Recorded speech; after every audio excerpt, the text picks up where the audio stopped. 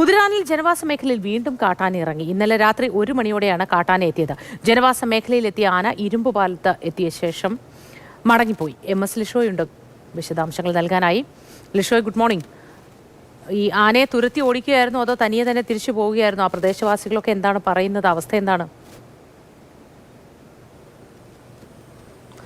Good morning Mothi. അതായത് കുതിരാനിലെ ഒറ്റയാൻ ഇറങ്ങി വലിയ തോതിൽ ആക്രമണം ഉണ്ടാക്കുന്ന ഒരു സ്ഥിതി ഉണ്ടായിരുന്നു. ഈ സാഹചര്യത്തിലാണ് അവിടെ കുങ്കിയാനകൾ ഉൾപ്പെടെ എത്തിച്ചുകൊണ്ട് ഈ ആനയെ കാടുകയറ്റുന്നതിനും ആനയെ തിരികെ ജനവാസ മേഖലയിലേക്ക് എത്താതിരിക്കുന്നതിനും വേണ്ടിയുള്ള നടപടികൾ ആരംഭിച്ചത് വനംവകുപ്പ്. ഇതിൻ്റെ ഭാഗമായി വയനാട്ടിൽ നിന്ന് 2 കുങ്കിയാനകൾ ഇതിനോടകം തന്നെ അവിടെ ഉണ്ട്. ഈ കുങ്കിയാനകൾ നിൽക്കുന്ന ഭാഗം എന്ന് പറയുന്നത് ഇരുമ്പ് പാലത്തിന് സമീപത്ത് നിന്നുള്ള ഫോറസ്റ്റ് സ്റ്റേഷൻ പരിസരത്താണ് ഈ കുങ്കിയാനകൾ നിൽക്കുന്നത്. നേരത്തെ ഈ കുങ്കിയാനകൾ ഇവിടെ എത്തിയതിന് ശേഷം ഇതുവരേക്കും ഈ കാട്ടാന ഇങ്ങോട്ടേക്ക് എത്തിയിരുന്നില്ല.